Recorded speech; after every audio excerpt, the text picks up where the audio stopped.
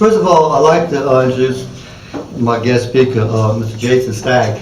He filled in today. He was short notice with him. I had he's with the Wildlife Fisheries, and I had scheduled for Travis Huval and his buddy Lance to show up, and then I got a call, and they had a special meeting today for the hurricane evacuation and different things for the to train on that kind of stuff, hurricane. So they weren't able to make it. So at the last minute, he was able to fix me up with Jason, which I appreciate, Jason. So he's kind of in a situation where he's not real prepared with a lot of stuff, but I think he'll still fill in some shoes and answer questions and do a fine program. Okay? Thanks, yes, sir. All right.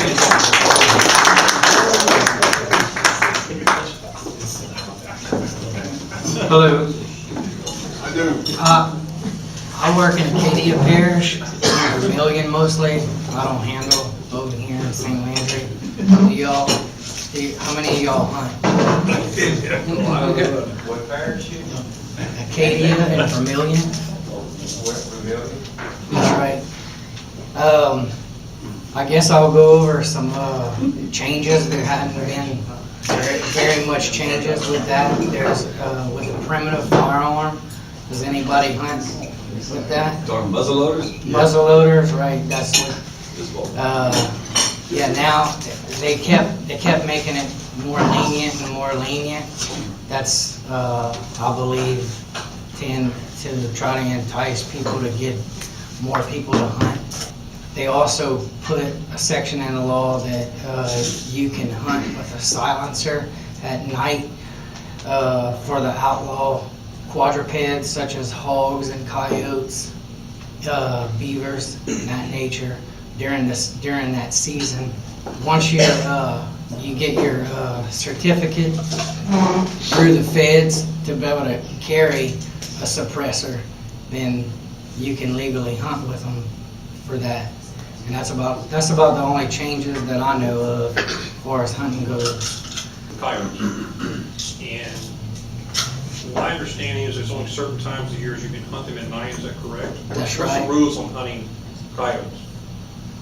Coyotes you can hunt, and it's called outlaw quadrupeds. That's all of them that I named: hogs and coyotes and beavers, nutria. That stuff you can hunt. You can hunt it year round as far as nuisance goes, but at night is when it starts getting a restriction, and then that starts at the end of August.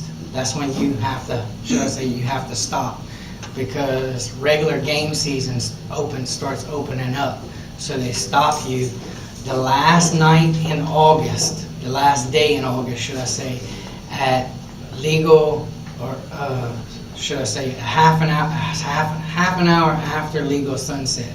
Okay, that's when you have to stop, and you can start up again hunting them in February. It's the first day of February. Like if you're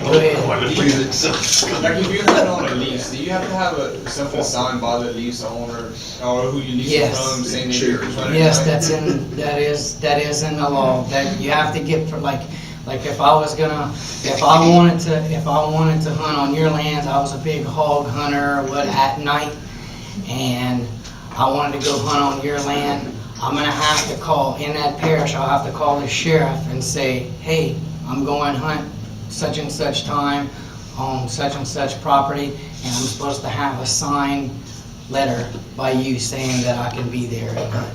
I was telling my wife and I would take the grandkids out just crabbing along the lane that drives way back there. That people were catching fish and throwing them on the road, so they closed it to crab. And is there any truth to that? No, sir. I'm sorry. Do people do that? Oh yeah, and it's been brought up. You're supposed to dump all your bycatch into a bucket of some sort, and that way when you're picking out your shrimp or your crabs or whatever you're doing, then you can throw it all back in there, because people will take and they'll empty out their cast net or whatever onto the thing, onto the ground, and it'll leave it there. Next thing you know, there's a whole slew of it, and it's stinking, and nobody wants to be around it. Mr. Bob asked me to fill y'all in, maybe on some life jacket laws. The life jackets for children, they have to wear it if they're 16 years of age and younger. They have to have it on all times. And there's an exemption if they're commercial fishing. If you're during the act of commercial fishing, then you don't have to wear it if they're 13 years of age and older. So I don't know if anybody. Did that change? I always thought it was 12. No, yes, sir, it did change probably about 4 years ago. And it used to be 12 and younger had to have it on. You're right about that, but it did change. It's 16 and younger. Now, there is another exemption. I didn't tell Mr. Bob that. I forgot about it. If they're on a boat 26 feet and larger, then, and it's got, you know, adequate handrails, then they don't have to have it on also. If anybody has flat boats where you're running tiller handle motors, then everybody has to have it on if the boat is under 16 feet. And, Tell about everybody, grown-ups too? Sir, The grown-up also the grown-up, has to yeah, have it on everybody. with a tiller? With a tiller handle, if it's powered by a tiller handle and it's under 16 feet, everybody, no exemption, has to have it on.